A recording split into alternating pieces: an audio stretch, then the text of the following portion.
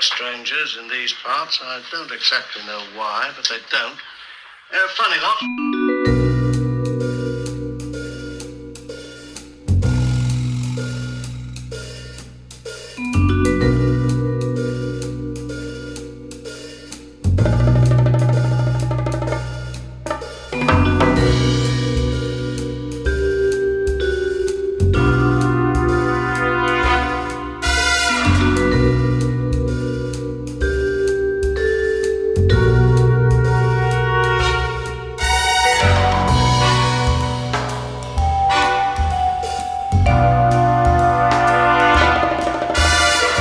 Welcome to episode 42 of the Horror Double Bill, the podcast where each week we pair two movies to create something greater than the sum of their parts. I'm Craig Johnson, and this week we are exploring the horrors of colonialism, with two films that suggest that the price for oppression and cultural appropriation is a very heavy one. So first up we have another Val Lewton production from RKO Studios, which is I Walked with a Zombie, from 1943. This was directed by Jacques Tourneur and stars Francis D, Tom Conway, Edith Barrett and Christine Gordon. Then we follow this with an offering from Hammer Studios with The Reptile from 1966. This was directed by John Gilling and stars Jennifer Daniel, Noel Willman, Ray Barrett and Jacqueline Pearce. Along the way we'll be discussing the origins of Haitian Vaudou, the Haitian Revolution, the career of actor Michael Ripper, and much, much more. But before we begin our episode properly, I would just like to say that my intention for this episode is to hopefully use it as some form of fundraiser for an art school on the island of Haiti that is run by a young man called Ronnie. Haiti, as you may know, and as we will discuss later, is a very turbulent country, and this young guy does all that he can to bring creativity, security and a sense of community into the lives of young children on the island. And while I fully appreciate that times are tough for everyone financially right now, and let's face it, they're only going to get tougher, if anyone can make any donation at all to the school's GoFundMe, even if it is the price of a cup of coffee, I would be really grateful. I'm going to link his Instagram and GoFundMe in the show notes, so if you can show some support and send some love their way, it would be very much appreciated. And now with that being said, as always, I'd just like to mention the key sources and references that I've used in researching this week's episode, all of which will be listed or linked in these show notes. So when discussing I Walked with the Zombie, I have referenced the books I Walked with the Zombie by Clive Dawson, which is published as part of the Devil's Advocate series of books from Liverpool University Press. I've also referenced the Book of the Dead, The Complete History of Zombie Cinema by Jamie Russell, Horror Noir, A History of the Black American Horror Film from the 1890s to the present by Robin R. Means Coleman, Jacques Tourneur, The Cinema of Nightfall by Chris Fujiwara, and Val Lewton, The Reality of Terror by Joel E. Siegel. And when discussing The Reptile, I have referred to the books English Gothic by Jonathan Rigby, Hammer Films, an exhaustive filmography by Tom Johnson and Deborah Del Vecchio, and issue 23 of Little Shop of Horrors magazine, which covers both the plague of the zombies and the making of the reptile.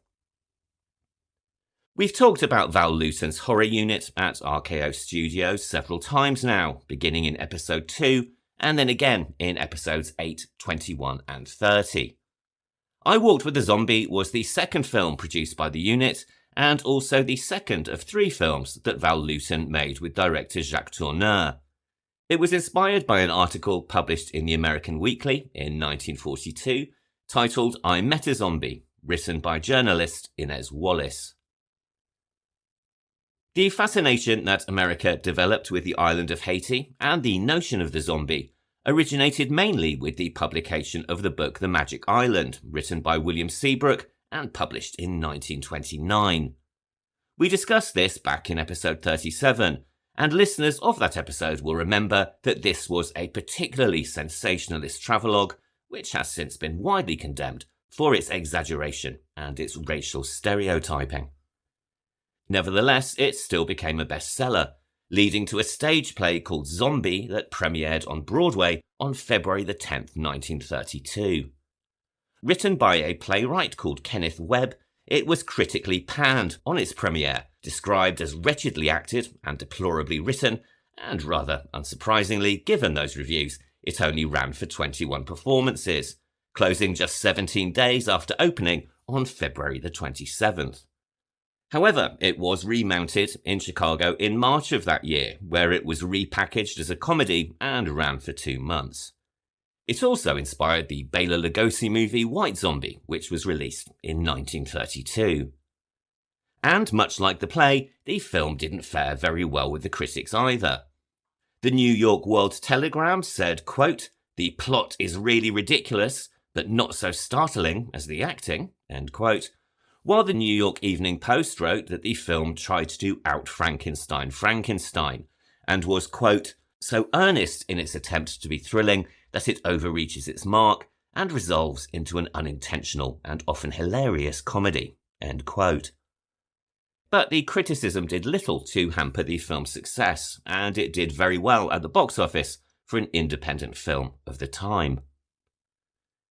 Considered to be the first full-length zombie movie, and once described as the archetype and model for all zombie cinema, it led to a string of similarly themed films. One of the earliest of these was called Black Moon, which was released in 1934 and starred Jack Holt and Fay Wray. Being completely blunt, this is perhaps one of the most racist films that I've ever seen, centering on a beautiful white woman who is lured into ritual sacrifice and voodoo on a distant tropical island. Others include Revolt of the Zombies in 1936, and in the same year, Uanga, though this too received poor reviews and was described as crudely produced, badly acted, and clumsily built. Of all of the films on the subject made at the time, I Walked with a Zombie is probably the most respectful, though, as you've just heard, the bar was set pretty low. And while it may have its flaws, and more on those later, at the very least Val Lewton and his team set out to treat the spiritual practice with a greater degree of respect than their predecessors, and also attempted to include subtext about the legacy of the slave trade. The Caribbean island that would eventually be divided into the countries we now know as Haiti and the Dominican Republic was quote-unquote discovered by Christopher Columbus in October 1492, who named the land Hispaniola. At the time, the island was populated by a people known as the Taino, the indigenous people of most of the West Indies, and part of the Arawak group of indigenous people of the Americas. Although they welcomed Columbus and his men when they first landed on the island, as we know through much of history, this proved to be a terrible mistake, as the colonists institutionalized slavery on the island and turned it into a major business. A land that was rich in gold and copper and soon to be one of the largest sugar providers in the world, the island became home to enormous sugar plantations and mining operations, all of which were reliant on the enslaved Taino population, who were, in turn, treated barbarically by the Spanish. In addition to working the Taino as slaves on the island, the Spanish also attempted to send some back to Spain. In 1495, the Spaniards sent 500 captives back to their homeland, but 200 did not survive the voyage, and the others all died shortly afterwards. In response to the brutality, some of the people fought back and escaped into remote parts of the island's mountains, forming hidden communities known as Maroons or Cimarron. But attempts at resistance were met with severe reprisals, and the Spanish would often destroy crops to starve the Taino as punishment. It is not known how many Taino people were on the island at the time of Columbus's arrival, but overwork, slavery, brutality, and European diseases brought in by the Spanish soon decimated the population. Between 1492 and 1494, 1/3 of the population on the island had died, and by 1514, this number had increased to 92%. So, think about that next time someone suggests celebrating Columbus Day. As a result, the rate of death left a void on the plantations and in the mines, a void which the Spanish filled through the African slave trade.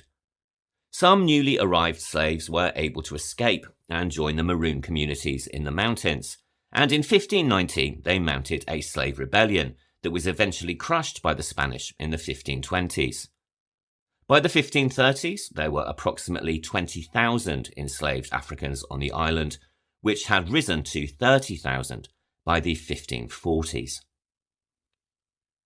In 1697, the Spanish ceded control of the western part of the island to the French, who named the new territory Saint-Domingue.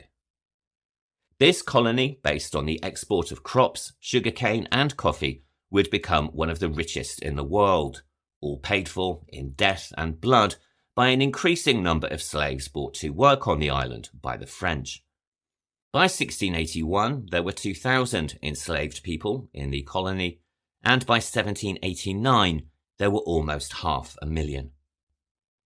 The harsh conditions and diseases, including malaria and yellow fever, ensured a high mortality rate, and at least 50% of those brought from Africa died within a year of arriving. Enslaved people were brought to the island from the Congo, Biafra, which we now know as Nigeria and Cameroon, and the area which we now know as Benin. To limit communication and thus reduce the likelihood of rebellion, the groups were mixed together, which gradually led to the development of a new common language, Haitian Creole, which combines elements of French vocabulary with the grammatical structure and syntax of the enslaved people's original birthplaces. It also, very importantly for this episode, gave rise to a new spiritual practice, known in the West and in movies as voodoo, but more properly termed vaudou. This is an example of religious syncretism, combining the spiritual practice of the slaves' homelands to create a merged belief system. And so we can therefore see vaudou as being a religion born of and then evolving further from the slave trade.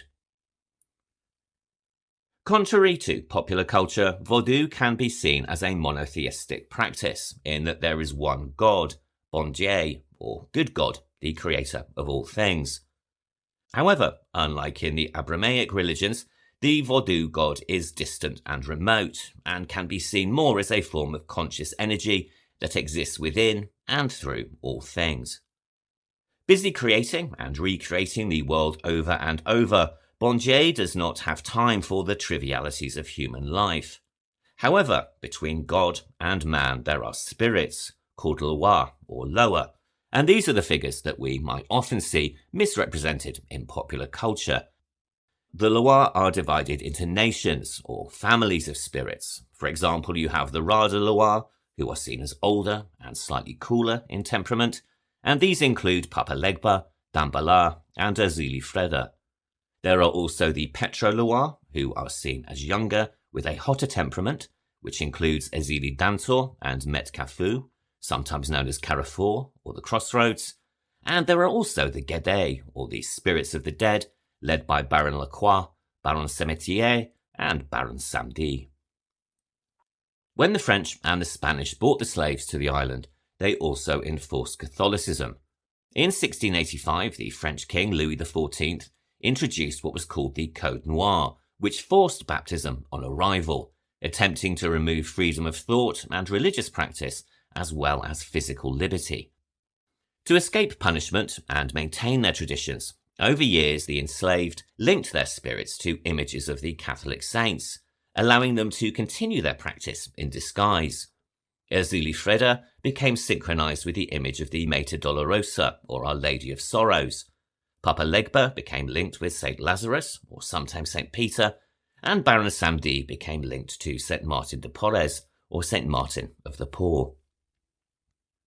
Within this climate, the figure of the zombie emerged, probably as a mirror to the inhumanity enacted by the French and Spanish, and as a projection of the horrors seen every day. In vaudou, after death, one returns to Guinea, literally Africa, unless one is made into a zombie, an eternal being forced to work as a slave forever. No mind, no control, no free will, just endless forced labour for all eternity. Quite literally a living death. By the late 1700s, Saint-Domingue produced 60% of the world's coffee and 40% of the sugar imported by France and Britain. The colony was not only the most profitable possession of the French colonial empire, it was also the wealthiest and most prosperous colony in the Caribbean. The largest sugar plantations and concentration of the enslaved were in the north of the island, and even by the standards of the Caribbean, the French slave masters were extremely cruel. When slaves attempted to escape or disobeyed their quote-unquote masters, they were subject to whipping or more extreme torture, such as castration or burning, despite such practices being outlawed by the 1685 Code Noir. Some still managed to escape and joined other groups of Maroons in the mountains and hillsides, who often conducted violent raids on the island's sugar plantations. Although the numbers of these groups grew into the thousands, they lacked the strategy and coordination to accomplish lasting objectives. The first truly effective Maroon leader to emerge was a charismatic voodoo priest named Francois Macandal, who united the various groups and established a network of secret organizations among the plantation slaves, which led to a rebellion from 1751 to 1757. Although he was captured by the French and then burned at the stake in 1758, his legacy continued, and armed Maroon bands persisted in raids and violence towards the plantations after his death. A few years later, the French Revolution of 1789 led to the publication in France of the Declaration of the Rights of Man and the Citizen, declaring all men free and equal. Although the declaration was ambiguous as to whether the equality applied to the colonies, white plantation owners saw it as an opportunity to gain independence from France, allowing them to take full control of the island and create trade regulations that would further their own wealth and power. The enslaved population on the island began to hear of the agitation for independence, and quickly understood that if independence were to be led by the slave masters, it would mean even harsher treatment and increased injustice for the African population. On the 14th of August 1791, a Vodou ceremony was held in Bois Cayman, or the Crocodile Woods, and on the 21st of August, the slaves of Saint-Domingue rose in revolt. The long years of oppression and violence by the planters came back to them threefold, and the revolution was marked by extreme violence from the very start. But given what had gone on in the centuries before, one can hardly be surprised, and might even, dare I say it, call it karma. Within weeks, the number of slaves who joined the revolution in the north of the island reached 100,000, and within the next 2 months, as violence escalated, 4,000 whites were killed, and hundreds of sugar, coffee, and indigo plantations were destroyed.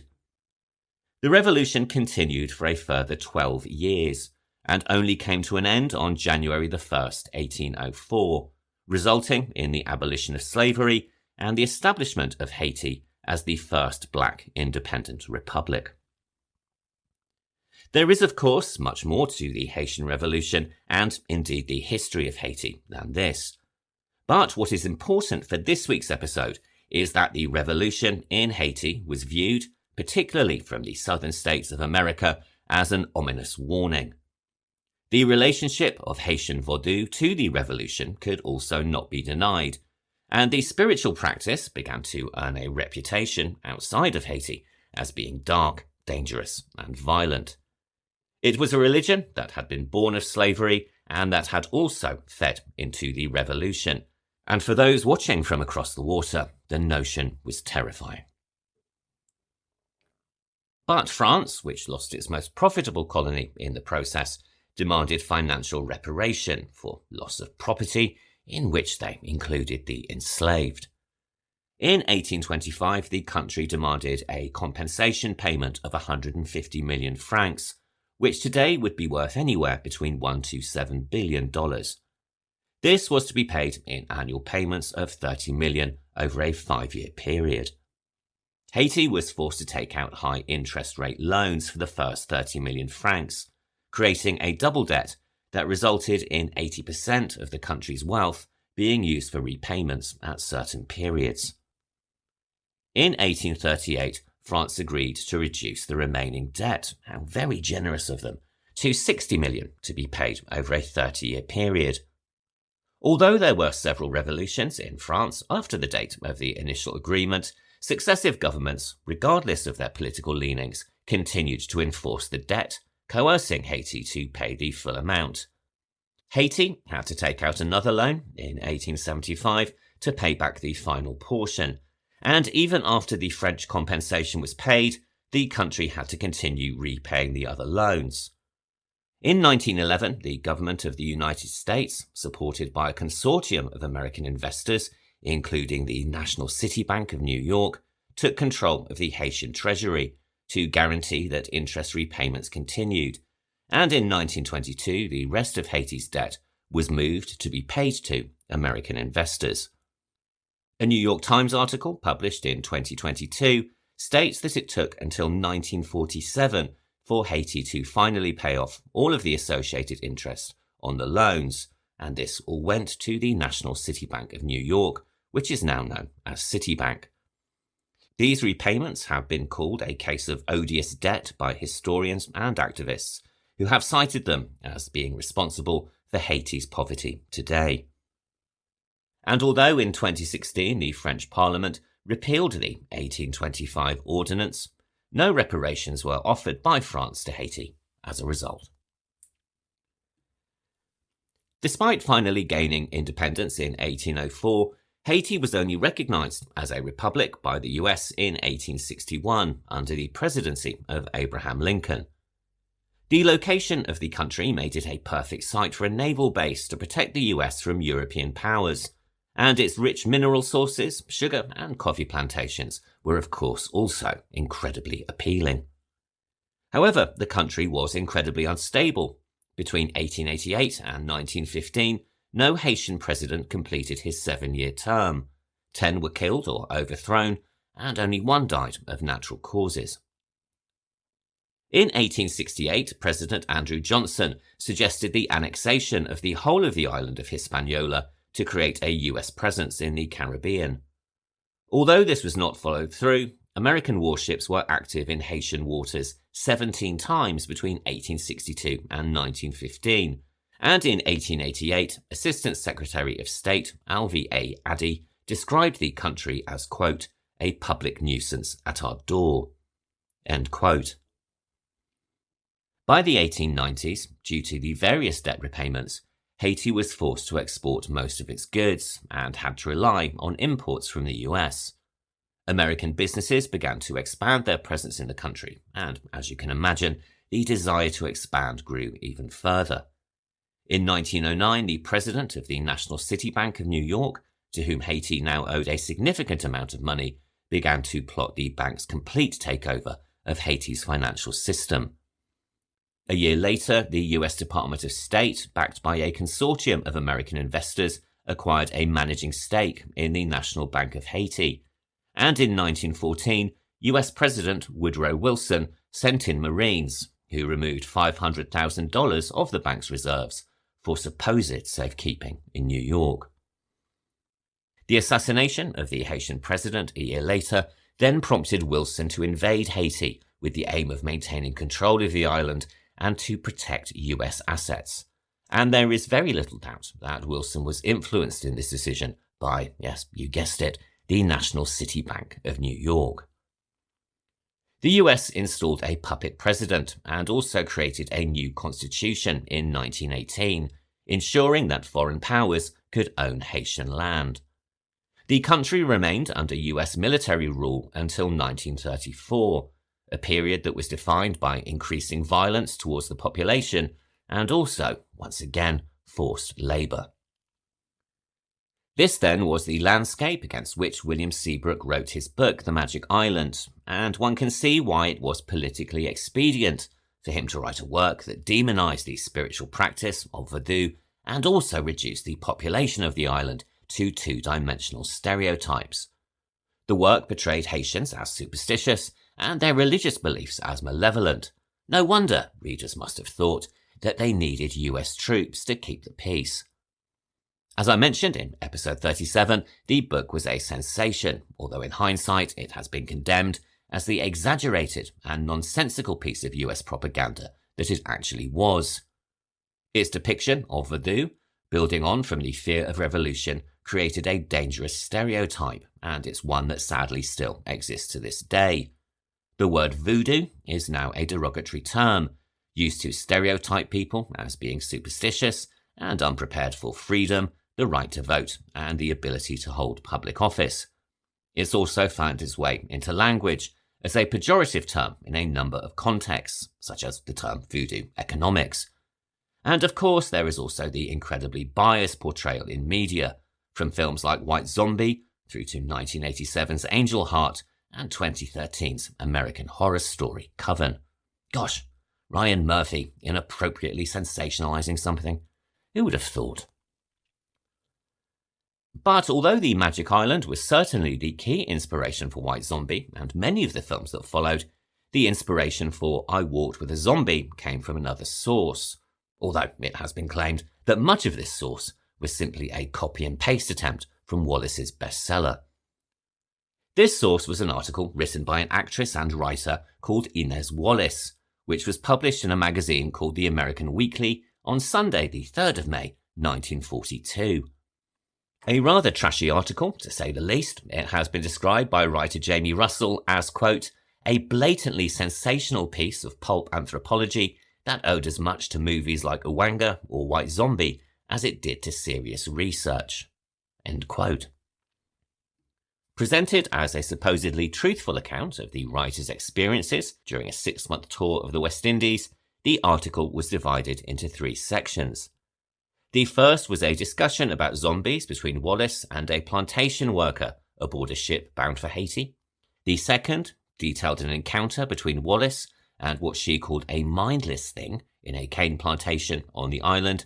And the third was a discussion between Wallace and a, quote, prominent native physician, end quote, who informed her that zombies are indeed real and are the victims of a potent drug that, quote, rots the brain beyond restoration. End quote. Accompanied by an illustration that wouldn't seem out of place in an issue of Tales from the Crypt, the article is full of lurid descriptions, including her account of her supposed zombie encounter. I'm going to read directly from the article here, and as I mentioned, it is sensationalist trash, putting it mildly. It's also written with all of the cultural sensitivity that one might expect, but I think it's important for you to hear her writing, in her own words, to understand American attitudes towards Haiti at the time. Quote, his face was neither the bronze of the Jamaican Negro, nor the ebony black of the Haitian I had come to know in these mountains. The colour was a sickly grey, like fresh Russian caviar, and his skin, drawn tight over his bones, resembled old parchment. In order to avoid hitting him, I called out, but he made no effort to move from the pathway. There wasn't another soul about, and telling myself I should not be afraid of this old man, I pulled up beside him. He muttered an unintelligible jumble of something, which wasn't exactly words, wasn't in fact like anything I'd ever heard before in my life. I wondered vaguely whether they had cut out people's tongues in Haiti as they did with the Roman slaves of old, and if this man could have lost his tongue. But just then my horse started acting so strangely that I pulled her up sharply. She wasn't having any part of the mysterious stranger though, bit or no bit. Instead she shied and turned around 3 times, losing me on the 3rd turn and bolting down the mountain path towards Port-au-Prince. Slowly I stopped to pick up my sun helmet and, as I did, looked levelly at my wayside apparition.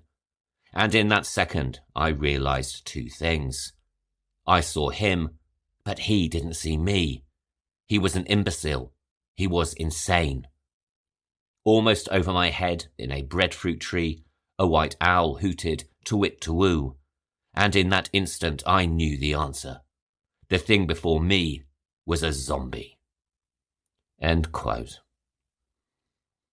Rather unsurprisingly, this incredibly florid piece of writing caused quite a controversy, eliciting rebuttals from both the then Consul General of Haiti and also his predecessor, a letter was written to the publication suggesting that the zombie Wallace had met in the cane fields was probably someone suffering from mental illness, saying that he was possibly, quote, a poor harmless lunatic who should at present be confined to one of the island's numerous asylums, end quote.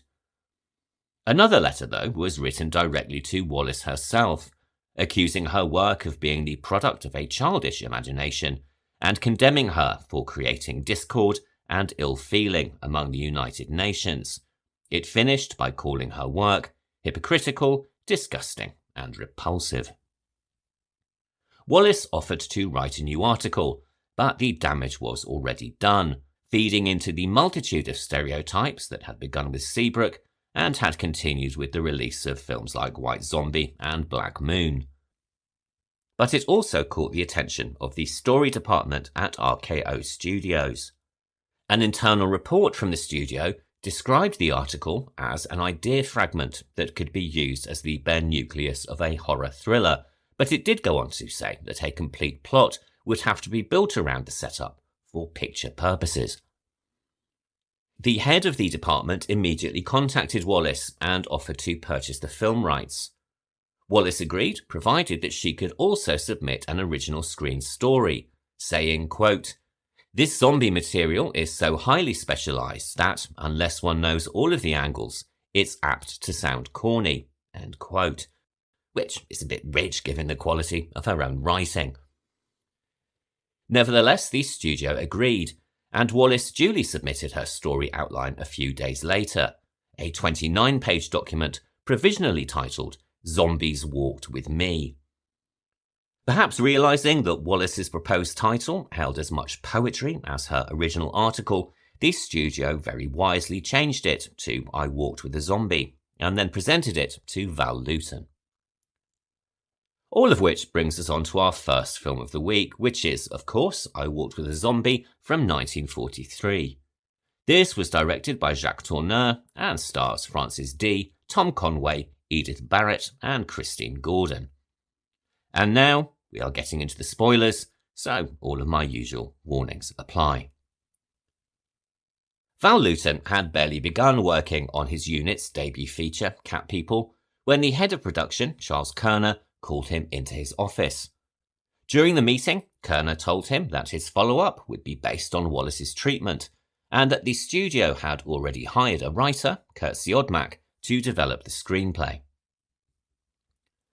The horror unit's editor, Mark Robson, later recalled that Lewton did not take the news very well, saying that when he returned from the meeting, his face was white and his manner impossibly gloomy. Lewton, we have to remember, had much more interest in the poetry of horror and did not like being dictated to by the studio, especially when he was given a title as garish as I Walked With a Zombie. He spent the rest of the day in an incredibly irritable mood, and his colleagues began to dread his return the next morning. But, as it turned out, their concerns weren't necessary.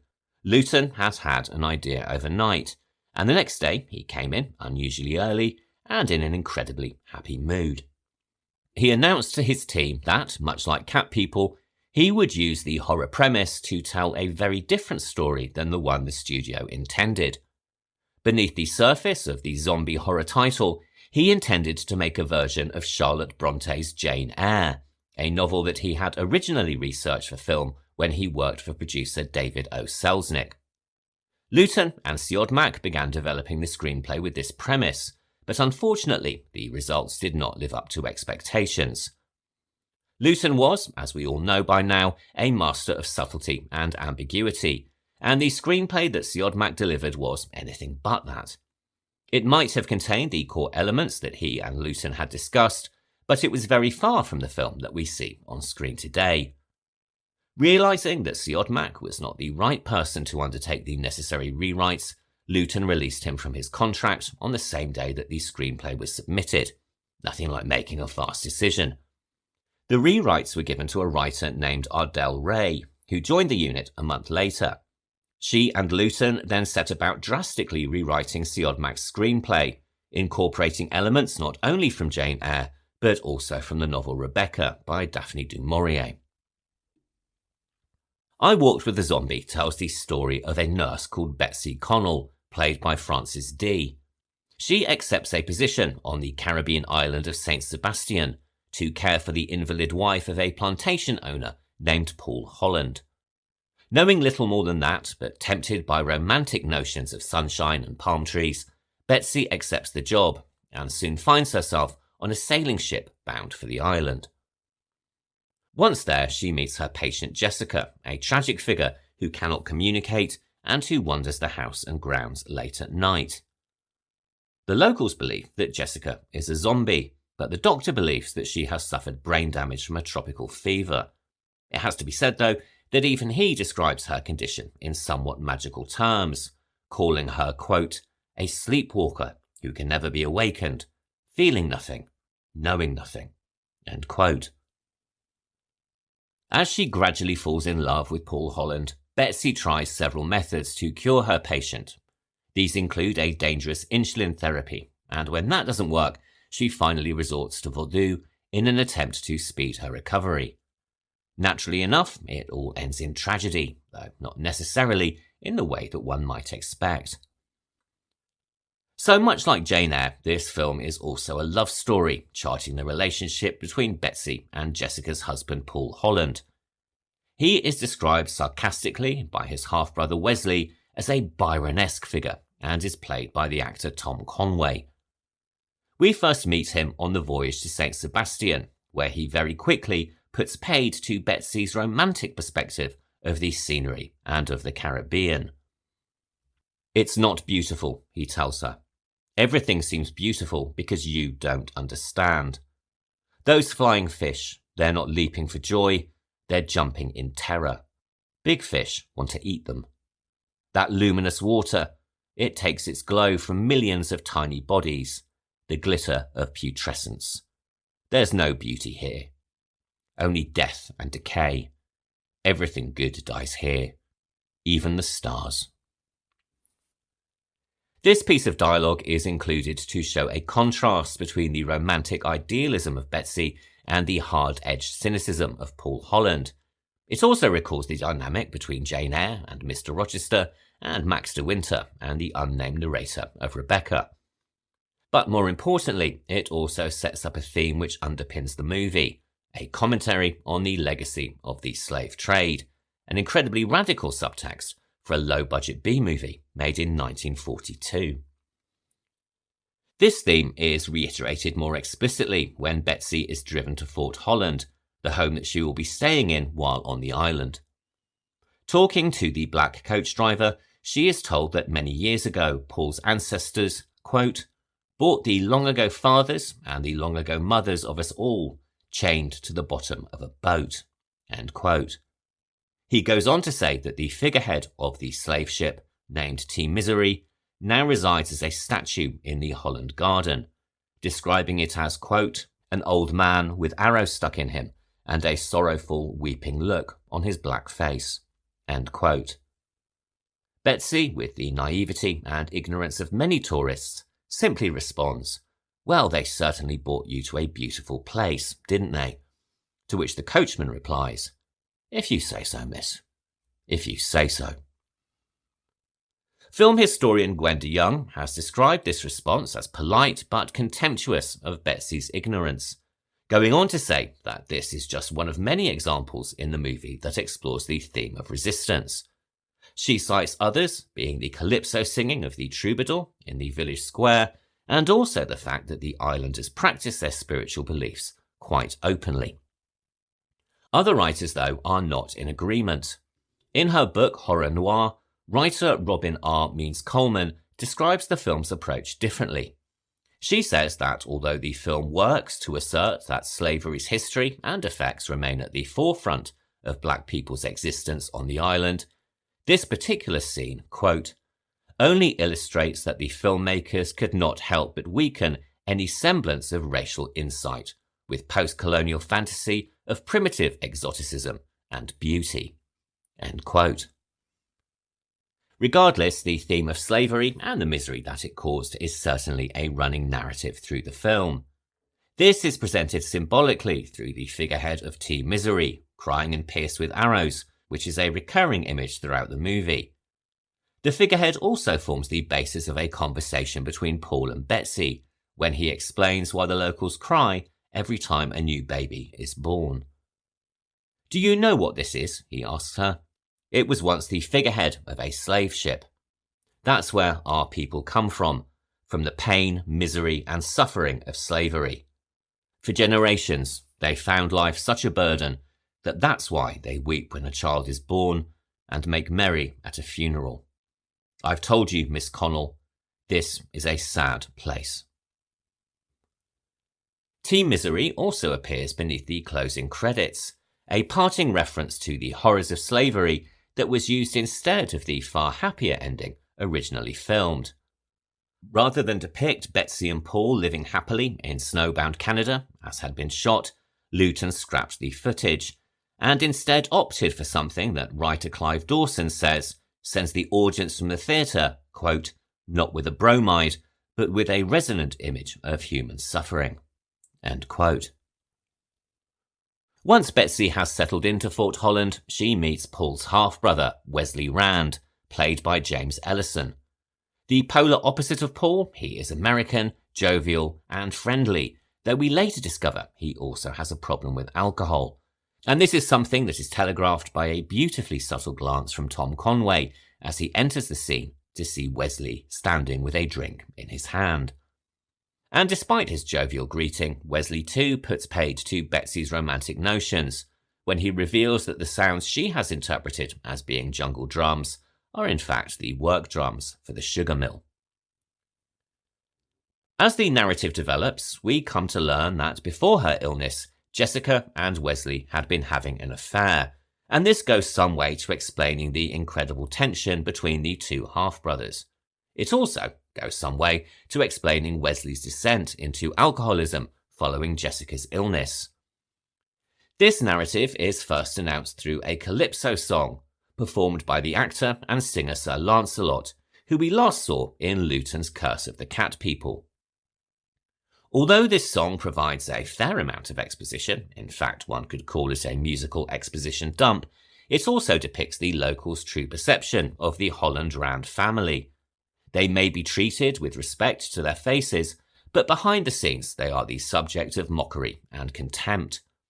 And although the singer initially apologises, he later doubles down, singing an improvised and mocking verse to Betsy as she tries and fails to rouse Wesley from an alcohol-induced stupor. This segment also introduces us to Mrs. Rand, Wesley and Paul's mother, who is played by Edith Barrett. A seemingly pragmatic woman, though more on that later, she suggests that the nurse use her influence to ensure that alcohol is less of a temptation to her younger son. This suggests that she knows more about Paul and Betsy's burgeoning romance than Betsy does. Perhaps she has eyes and ears at Fort Holland, or perhaps she just understands Paul better than anyone else. Either way, the fact that Paul ultimately agrees to Betsy's request to move the decanter from the dinner table signposts to the viewer his growing affection for the nurse. Unlike her sons, Mrs. Rand seems to be more widely respected in the island community, possibly due to her work in the local pharmacy. When Betsy visits her at the pharmacy a few days later, Mrs. Rand reveals that she tricks the locals, whom she describes as quote-unquote primitive people, into taking medical advice by couching it in magical terms.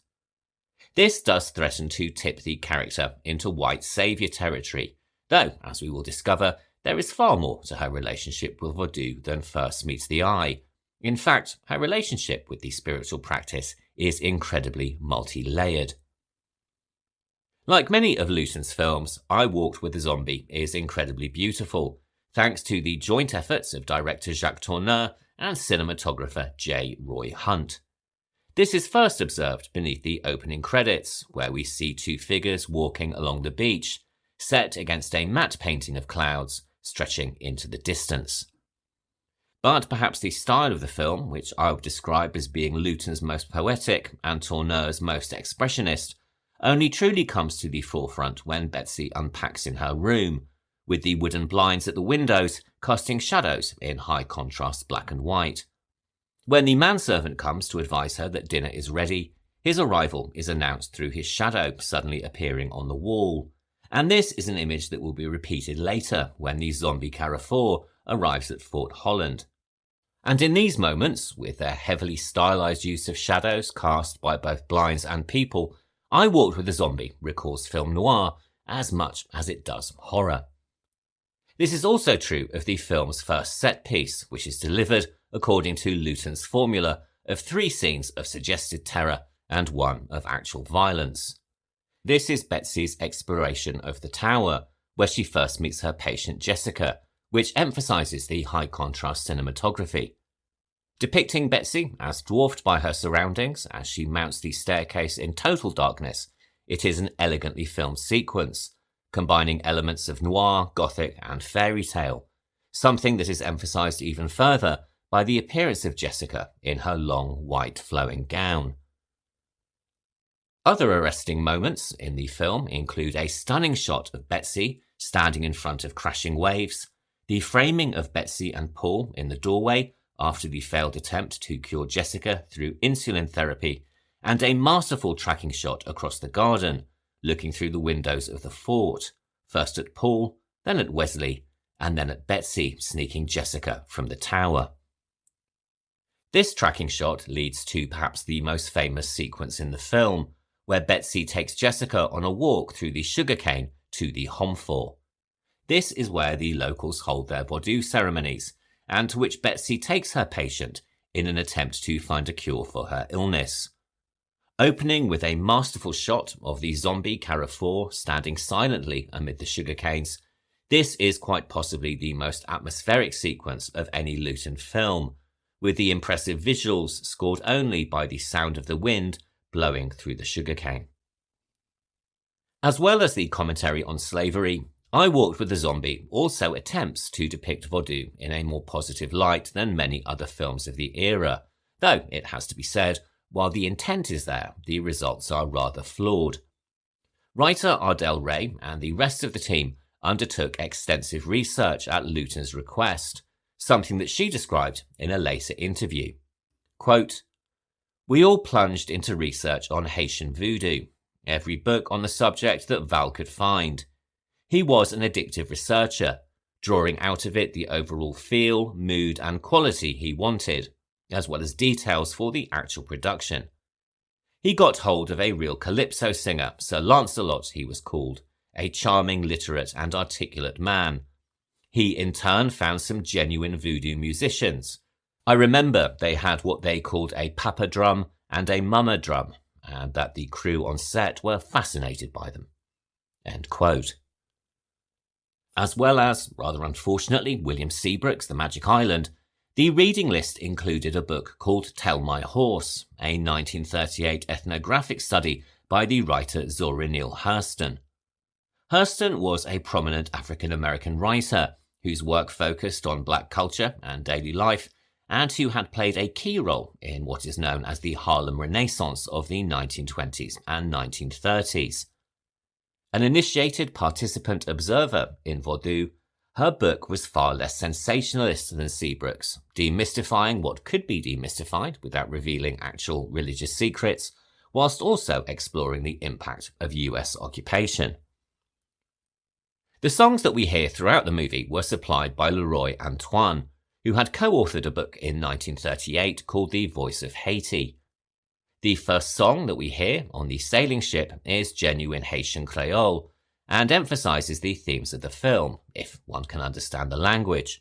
For those that can't, myself included, writer Clive Dawson provides a translation in his excellent book about the film, which is published as part of the Devil's Advocate series. "Oh, Marie Congo, my eyes are filled with tears. When I think of my mother, my eyes fill with tears." Antoine also choreographed the Vodou ceremony, which was inspired by photographs of a real ritual that had been reproduced in a 1937 edition of Life magazine. Not only that, Antoine also provided the music for the sequence, which included authentic Vodou songs, one for Papa Legba and another for the Spirit d'Ambala that was cut from the final edit. The ceremony is a deliberate contrast to those more typically shown in films of the time, and most certainly is very different to the one shown in Black Moon, where the spiritual practice was presented as threatening and animalistic, as was the later depiction of New Orleans voodoo in the film Angel Heart. Instead, here there is no threat suggested by the ceremony, and it is presented in a far more respectful fashion, though no doubt it was still rather sensationalist to moviegoers of the time. The same can also be said of the zombie Carrefour, played by Darby Jones. He stands menacingly in the cane fields, and his wide, staring eyes and silent demeanour are clearly meant to terrify, but in reality, he actually presents little to no threat. Before the journey to the Homfort, Alma the maid insists that Jessica and Betsy wear protective patches to ensure that Carrefour will let them pass. Betsy loses hers on the journey, but Carrefour lets her pass anyway. This is doubtless very anticlimactic to the viewer, but once again presents the idea that there is little here to fear. This notion is amplified later, when he arrives at Fort Holland to bring Jessica back to the Homfort, and is stopped in his tracks by a simple command from Mrs. Rand. Even at the film's climax, as he follows Wesley onto the beach, he does little more than watch as Wesley walks into the water carrying Jessica's body. Rather than being terrifying, Carrefour in the movie is a tragic figure, equally as tragic as Jessica, with whom he shares a remarkable passivity. Even before this, though, the idea of voodoo as being frightening or dangerous has been dismissed by the screenplay, most notably in an exchange between Betsy and Paul. "I thought voodoo was something everyone was frightened of," she says, to which Paul responds, "I'm afraid it's not very frightening.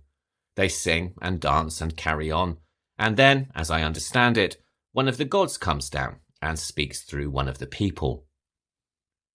But while we can dismiss Paul's condescending explanation as being part of his nature, the revelation that the voice of Damballa at the Homfort is in fact not the voice of the spirit, but the voice of Mrs. Rand, is far more problematic. We have mentioned white saviour complex already, and this additional trickery seems to suggest that the black community on the island will believe anything at all if it is couched in spiritual terms. However, we later come to learn that Mrs. Rand is far more of a believer than she first appears, and it is also suggested that there is a lot more to these spiritual practices than Mrs. Rand's smoke and mirrors. The celebrants certainly have power over Jessica, something that is demonstrated in the latter half of the film when they draw her back to the Homfort using a doll. But more importantly than this, as the film draws to its close, we discover that Jessica might be a zombie, or at the very least, Mrs. Rand thinks she is. And the reason that Mrs. Rand thinks this is because she caused the condition in the first place. She may publicly dismiss these ceremonies as being quote-unquote nonsense, but it is quite clear that she believes in voodoo enough to turn to it when she was trying to save her family. Her confession comes at a point in the narrative borrowed not from Charlotte Bronte, but Daphne du Maurier's Rebecca, with Paul accused of somehow causing Jessica's condition in much the same way that Max de Winter is accused of Rebecca's murder. "I went to the Homfort," she says. "I kept seeing Jessica's face, smiling because she was beautiful enough to take my family in her hands and tear it apart. And I said that the woman at Fort Holland was evil, and that the Hungon must make her into a zombie." So, hardly the actions of a non-believer. What is intriguing about the film, though, as with so much of Lewton's work, is that the viewer never really knows whether Jessica is a zombie or just extremely ill. We know that she suffered from a fever and temporarily slipped into a coma, but whether she is actually one of the walking dead is never made completely clear. Nor, in fact, do we really know whether Carrefour is a zombie or whether he too is suffering from some form of medical condition. While this was also the approach that Lewton wanted to take with Cat People, in that movie the studio interfered with his plans and insisted on the insertion of a panther in later scenes. But in I Walked with the Zombie, there is no such obvious intrusion. The only clue, perhaps, is in the rather garish makeup in which Jessica first appears in the tower sequence, which is far more typically ghoul-like than her countenance in the rest of the movie, where she appears to be a remarkably beautiful, if catatonic, young woman. It is likely that Lewton abandoned this more obvious approach partway through filming, and the ambiguity lends the film's ending a far more darker edge than one might first imagine. If Jessica is indeed a zombie, then Wesley's killing of her in the cane fields and subsequent suicide is tragic but understandable. If, however, she was just very sick, we are left with something far more questionable, a murder-suicide of a tragically ill woman that makes the climax of the movie one of the darkest in the Lewton canon. That is, at least, until we get to the seventh victim in 1943, though that's a story for a different episode. On its release in 1942, the film met with predictably mixed reviews. The New York Daily News called it a spine-chilling horror film, and surprisingly enough, a publication called Parents Magazine noted that it was a deluxe horror film that, quote, depends for its effect not on sensationalism, but on good storytelling, intelligent direction, believable acting, and appropriate but not overemphasized background music. End quote. But as regular listeners might have guessed by now, the New York Times was not so impressed. And this is something that may well have been triggered by the film's rather more positive depiction of alternative religions. Their review called it, quote, a dull, disgusting exaggeration of an unhealthy, abnormal concept of life, end quote, going on to suggest that the youth of America should be safeguarded from the stuff and nonsense their minds will absorb when watching the film.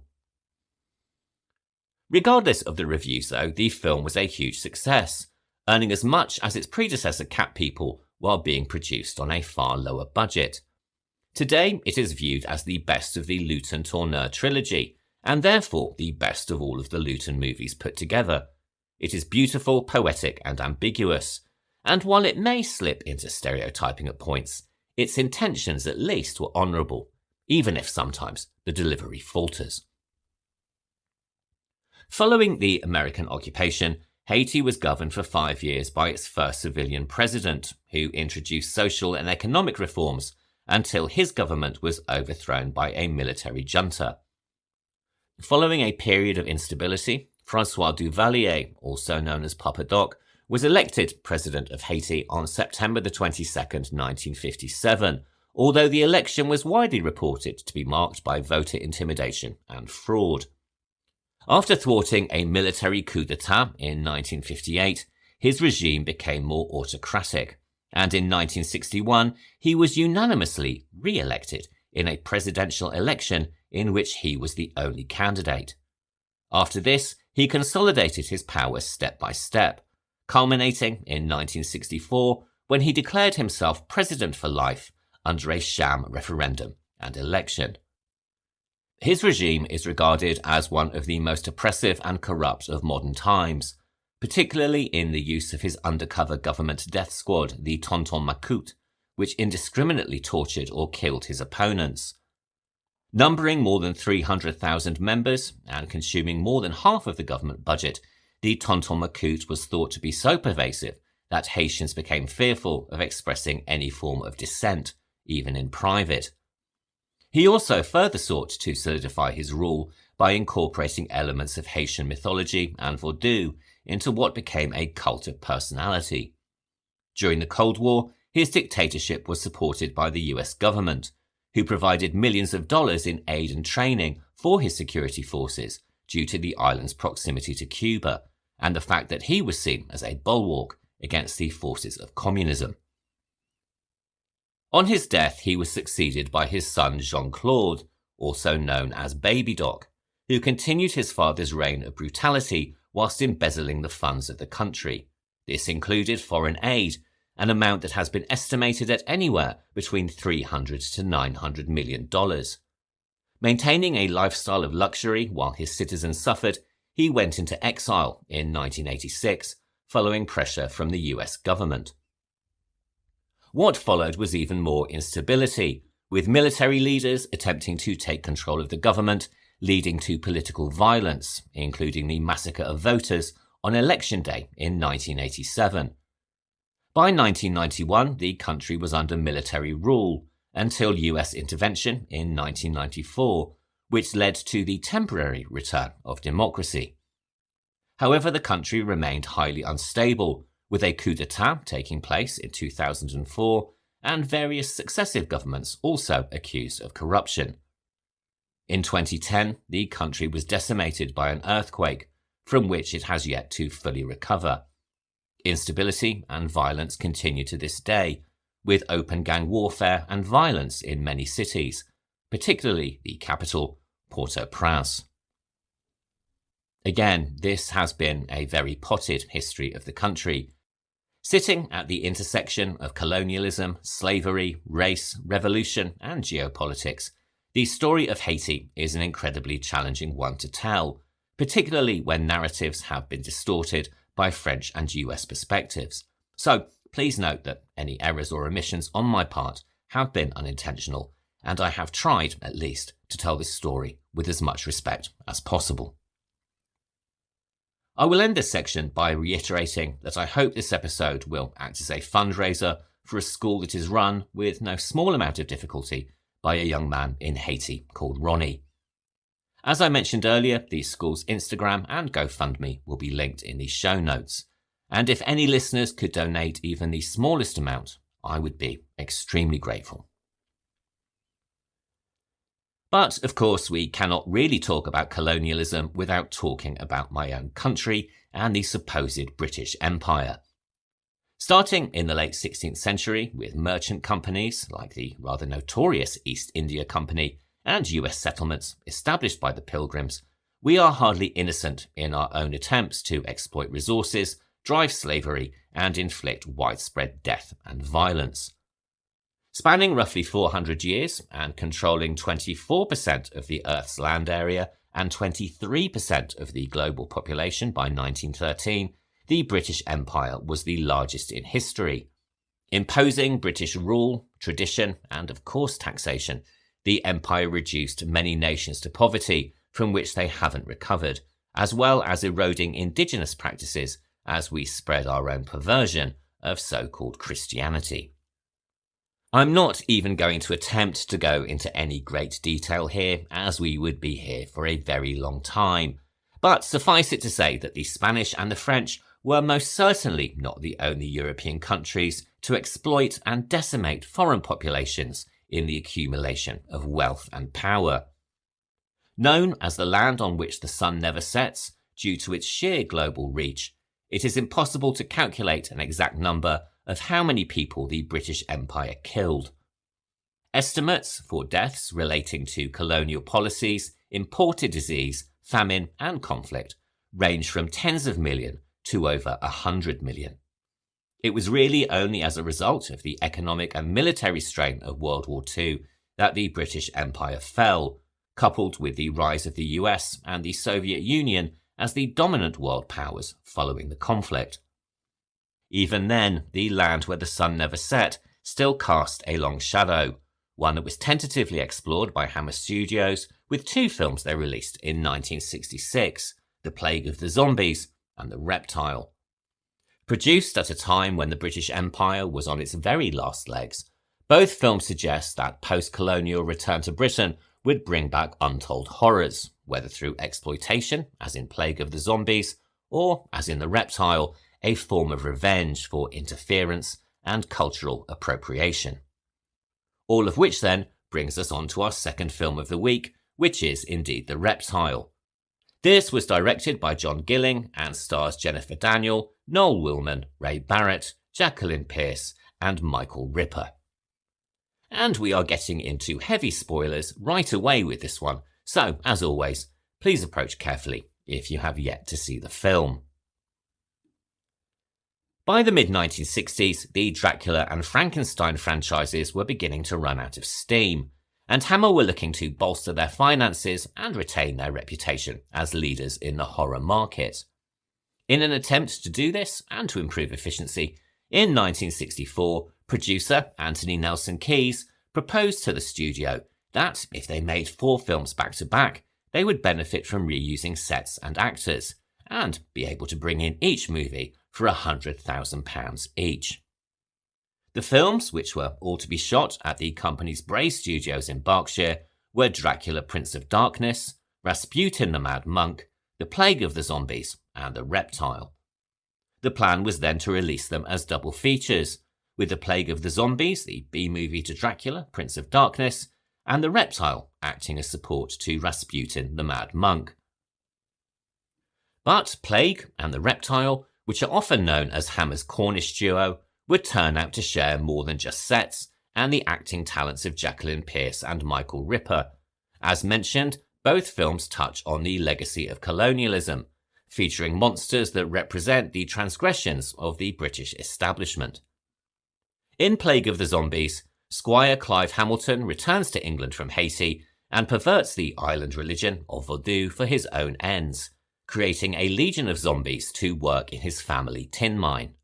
Meanwhile, in The Reptile, the cultural appropriation committed by Dr. Franklin results in a religious order enacting a terrible revenge, turning his daughter Anna into a shape-shifting snake woman that runs havoc in the English countryside.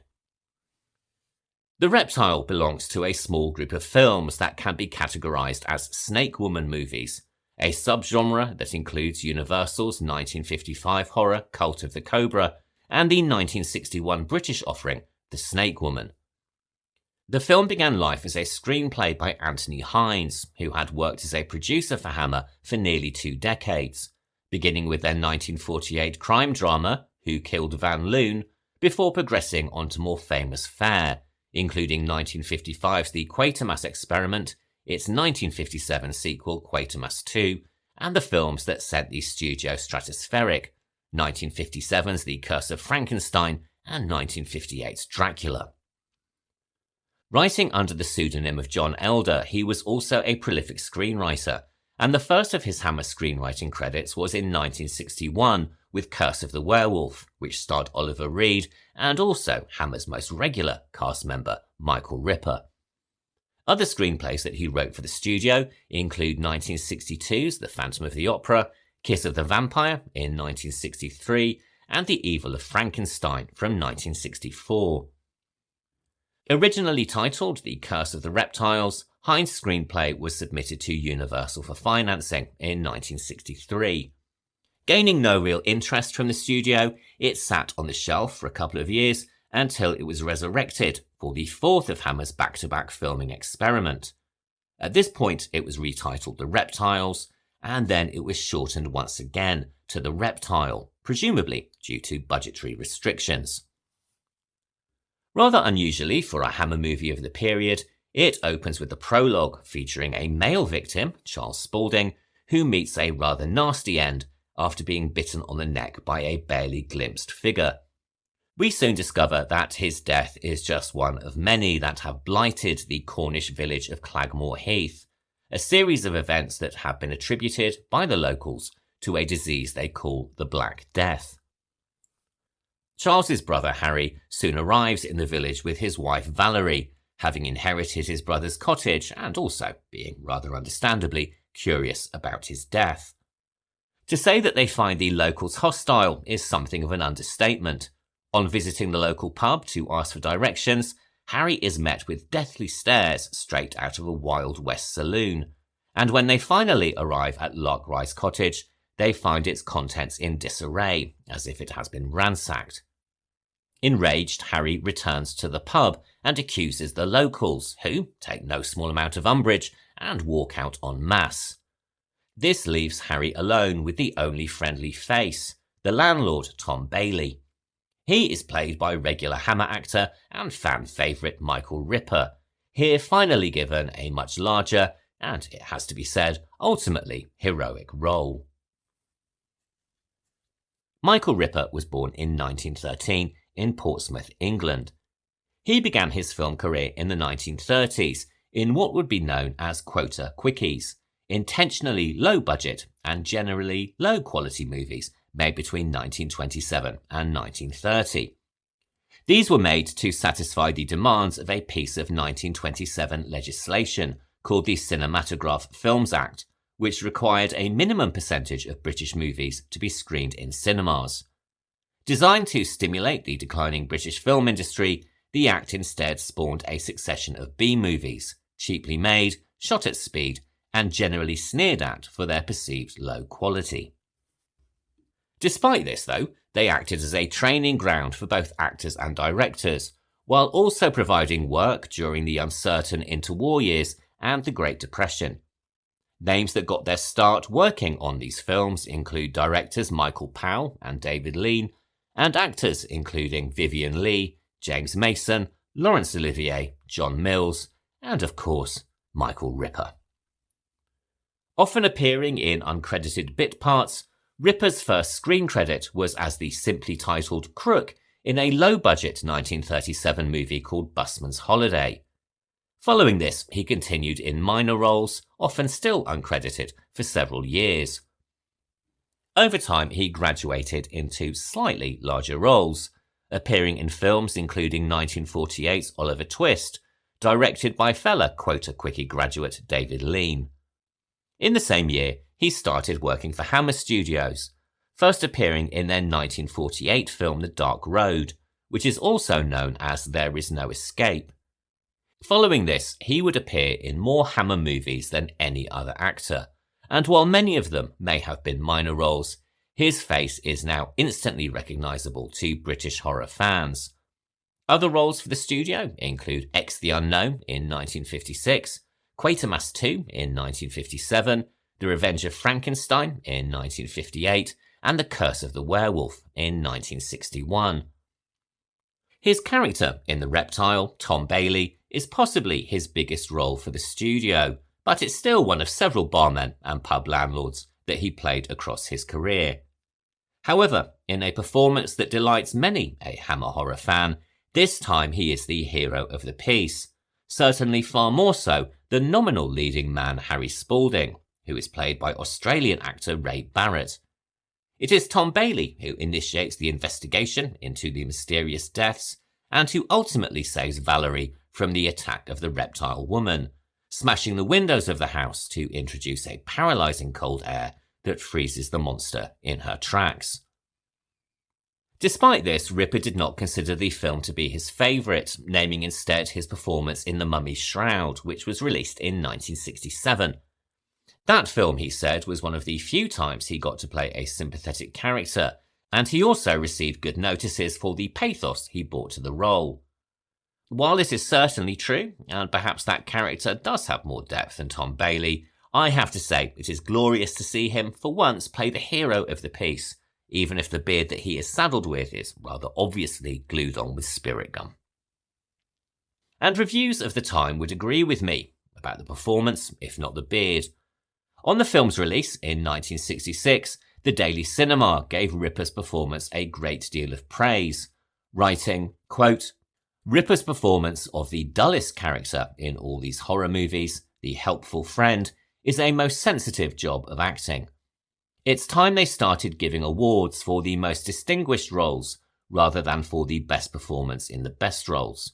Then the artists, who are truly the backbone of the industry, would get the credit that's due to them." End quote. The Reptile, Anna, is played by Jacqueline Pearce, who, along with Ripper, is the only returning cast member from the Plague of the Zombies. Anna is a deeply tragic figure, essentially a variant of a werewolf who has been cursed through her father's interference with an obscure religious group, as opposed to any transgression of her own. It's a terribly sad performance of some depth, alternating between weak and terrified to becoming a figure of horror. Perhaps her best moment in the film is the sequence in which she plays a sitar to enrage her father, her eyes flashing with defiance until he takes the instrument and smashes it to pieces. In a later interview, Pearce recalled being asked to join the film while still shooting its predecessor, The Plague of the Zombies, in which she had a small but equally sympathetic role as Alice. "Before we finished shooting on The Plague of the Zombies," she said, "the producer called me into his office and said, 'You've got a marvellous face for films. I'd like you to play the Reptile,' going on to say she never really quite understood that comment."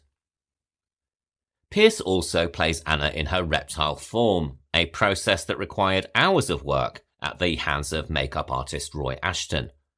A sufferer of claustrophobia, she later recalled how restrictive she found both the makeup and the makeup process, saying, quote, "It was stuck on piecemeal with a kind of glue. Then, at the end of the day, it had to be taken off with surgical spirit. So the skin on my face was left very raw.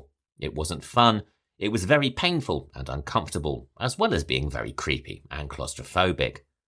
The only thing that I can say is that the Reptile makeup was better than I looked when I arrived there first thing in the morning. I can tell you that." End quote. Sadly, despite the efforts of Ashton and the suffering of Pearce, the Reptile makeup is not particularly convincing, particularly in close-up. After seeing the dailies, Anthony Nelson Keyes ordered reshoots, which was an almost unheard of request for a studio that was trying to keep costs low. By this time, the other 3 films in the shooting schedule had run far over budget, and Keyes was determined to bring this one in under projection, pushing director John Gilling as far as he possibly could. It has to be said that Gilling does his best with what he has to work with, obscuring the Reptile makeup as much as possible through the use of shadow and rapid cutting. But her final appearance at the end of the film, with crossed eyes and a very artificial look, does tend to undermine the effects somewhat. Far more effective is the makeup used to represent the Black Death, the horrific condition that is triggered by Anna's venom. First seen on Charles, and then on the local Mad Peter, the victims are reduced to a gurgling, incoherent state as their faces blacken and they begin foaming at the mouth. Equally nasty is the bite that is unexpectedly inflicted on Harry when he visits the Franklin Manor, after which he runs home and, in a very good performance from actor Ray Barrett, begs through laboured, burbling speech for Valerie to cut the toxin from his neck. Valerie is played by Jennifer Daniel, who had previously worked for Hammer in their 1963 horror The Kiss of the Vampire. A brave and intrepid heroine, it is she who takes the lead following Harry's near-fatal experience at the manor, returning to the house to try to help Anna and also discovering the family secret in the process. The reveal of the truth comes from Dr. Franklin, played by Daniel's Kiss of the Vampire co-star Noel Willman. Although he is initially set up to be the villain of the piece, he is just as tragic a figure as Anna, though it has to be remembered her condition is essentially his fault to begin with. Had he not been so curious and so invasive in his desire to research mysterious religions, then his daughter would never have been turned into a monster. Although the film deals with the impact of colonialism and cultural appropriation, much like I Walked with a Zombie, it is not without its issues. For example, the depiction of the Malaysian manservant, performed by Anglo-Indian actor Man Maitland, borders on racial stereotype as a dangerous foreigner, lurking mysteriously in doorways and staring menacingly through cottage windows. At the very least, though, his character is marginally less offensive than a similar figure in a 1975 Tyburn production called The Ghoul. This film, which uses pretty much the same plot device as The Reptile, substitutes Maitland for British actress Gwen Watford, very unfortunately in brownface, playing an Indian servant to Peter Cushing. Both The Reptile and The Plague of the Zombies were directed by John Gilling, a film director and screenwriter who began his career as an assistant to his uncle, William P. Colino, one of the founding figures of the British film industry. When his uncle became too old to continue directing, Gilling moved on to assisting other directors, and then made his own directorial debut in 1948, with a 38-minute B-movie titled Escape from Broadmoor. From here he graduated to crime films, including A Matter of Murder in 1949, The Quiet Woman in 1951, and The Frightened Man in 1952. At the same time, he also began a working relationship with Hammer, writing the screenplay for their 1950 movie The Man in Black, a film adaptation of the BBC radio series Appointment with Fear. He continued the relationship with the screenplay for their Jack the Ripper-inspired Room to Let, which was also released in 1950. Alongside his screenwriting, he also continued his directing career, which included the 1952 horror comedy, and I'm playing very fast and loose with both words, Old Mother Riley Meets the Vampire. This starred British comic Arthur Lewton in drag as the titular Mrs. Riley, and Hollywood legend Bela Lugosi as the vampire. Although the end result is far from what you could call enjoyable, Gilling recalled that Lugosi and Lewton had a great time on set, and also felt that Lugosi was a superb melodramatic actor who was a joy to work with. In 1960, he directed Peter Cushing and Donald Pleasance in the Burke and Hare-inspired movie The Flesh and the Fiends, and in the same year also directed the Hammer horror film Shadow of the Cat. Gilling later said that his relationship with the studio was somewhat tempestuous, mainly due to Anthony Nelson Keyes and Anthony Hines, neither of whom he particularly respected. Regardless, he was brought back into the fold to direct a trilogy of films for them in the mid-1960s, The Plague of the Zombies and The Reptile in 1965, and a year later The Mummy's Shroud, all of which would feature Michael Ripper. Of his work with Gilling, Ripper later said, quote, "John was certainly not the best director I've ever worked with, but to be quite honest with you, he always did manage to bring out the best in me as an actor. I was always pleased with my performances under his direction. I thoroughly enjoyed working with him, although we would occasionally clash." End quote. Not exactly a fan of the original screenplays for either Plague of the Zombies or The Reptile, Gilling went about making extensive rewrites, sometimes even on the day of shooting. Some of these changes were stipulated by the censors, while others were rewritten because, for Gilling, they made little to no sense. This is particularly true of the climax of the movie, which in the screenplay had Valerie being bitten by the reptile, but somehow surviving, possibly because Anna's venom supplies had been depleted by the earlier attack on her father. Either way, for Gilling, this was one plot contrivance too many, and he rewrote the ending on the day of the filming to the one we now see in the final version. Managing to bring the film in within budget, Gilling does deliver some highly effective moments. The very early attacks of the reptile are handled with great gusto, and the scenes where both Mad Peter and Harry return to the cottage after being bitten are brilliantly done. He does what he can with the limitations of Anna's reptile makeup, and also manages some fairly evocative scenes in the cellar below the Franklin mansion, and also in the moment where Dr. Franklin discovers Anna's shed skin in her bedroom. Admittedly, of the Cornish duo, The Plague of the Zombies is probably the better film, but The Reptile works well within the confines of its budget. Like many Hammer movies, for me it is something of a comfort film, something that I watch when I'm not feeling very well or I haven't really got anything better to do. It's not the best of their output by any means, but as a weird and very strange monster movie, it is far better than its B-movie origins would have you expect. The Reptile was released as a double bill with the higher-profile Rasputin the Mad Monk in March 1966. Reviews on the whole were positive, with the Monthly Film Bulletin highlighting its colonialism subtext, saying, quote, "Instead of the customary bloodlettings, we are invited to observe with nervous curiosity the slow self-destruction of a proud but superstitious man, incapable of rescuing his daughter from the fate half wished upon her by himself. Altogether, this is a film of some merit." End quote. Time Out singled Jacqueline Pearce for praise, while AllMovie wrote that, although there were inconsistencies in the script, the film was handsomely mounted and delivered its fair share of shocks. Perhaps the best review of all, though, came from Monster Mania magazine, which described the film as, quote, "one of the most terrifying pictures that the company has made in quite some time. We'd like to warn you that the first glimpse you get of the reptile will stun you. It's the biggest jolt that Hammer has given the public since the unforgettable sequence in The Horror of Dracula when Christopher Lee made his entrance." End quote. Following the decline of Hammer Studios and the general decline of the British film industry, In the early 1970s, Michael Ripper moved from film into television, including appearances in shows like The Two Ronnies, Man About the House, Butterflies, Tales of the Unexpected, and Wurzel Gummidge. His final screen appearances were in the BBC soap opera EastEnders in 1993 and 1995. He died in the year 2000 at the age of 87.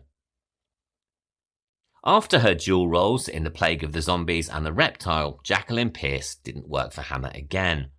She did, however, gain a new legion of fans and a cult following for her performance as the female supervillain Servalan in the BBC science fiction series Blake 7, and this role was described by The Times as prompting, quote, a sexual awakening for a generation of sci-fi fans, end quote. She then continued in a similar vein as memorable villains in children's TV dramas Moondial in 1988 and Dark Season in 1993. In the early 2000s, she lent her distinctive vocal talents to audio dramas for both Blake 7 and Doctor Who, which, combined with her duo of Hammer movies, ensured a lasting legacy among genre fans of both science fiction and horror. She died from cancer in 2018 at the age of 74. I Walked with the Zombie and The Reptile both began life as B-movies, filmed with limited budgets and an intention from both studios that they would be little more than passing shockers. I Walked with the Zombie certainly surpasses expectations due to the combination of Val Lewton and Jacques Tourneur, and while The Reptile may stick more closely to its low-budget origins, it still manages some highly effective moments. Both films explore the consequences and repercussions of colonialism, and while they may have moments that are not going to sit entirely comfortably with a modern audience, both at least try to explore a theme that you wouldn't necessarily have found in B-movie horrors of their respective times. Together, they tell us that interference in foreign cultures comes at a terrible price, often carried unto the next generation, and that the consequences of intrusion will linger long after the original trespass is a distant memory. All of which brings me to the end of this week's episode, so thank you very much for listening. If you've enjoyed the show, please remember to rate, review and subscribe wherever you listen to podcasts. And also remember, you can always email in to thehorrordouble@gmail.com, and you can follow our Instagram account at thehorrordouble. Next week, appropriately enough for a Sunday, we are heading to church with a double bill that presents our holiest of houses as a place of malevolence and horror. First up, we have John Carpenter's Prince of Darkness from 1987, starring Donald Pleasance, Victor Wong, Jameson Parker, and Anne-Marie Howard. Then we follow this with British found footage horror The Borderlands, which was also released in some territories as Final Prayer. This was released in 2013 and was directed by Elliot Goldner and stars Gordon Kennedy, Aidan McCardle, and Robin Hill. If you'd like to watch along, you can find out where these films are streaming in your area by visiting justwatch.com, and if not available in your country and you've got a VPN, you can also see where they might be playing in other regions. So I'll be back next Sunday for the discussion, and until then, thank you very much for listening, and have a really great week. Goodbye.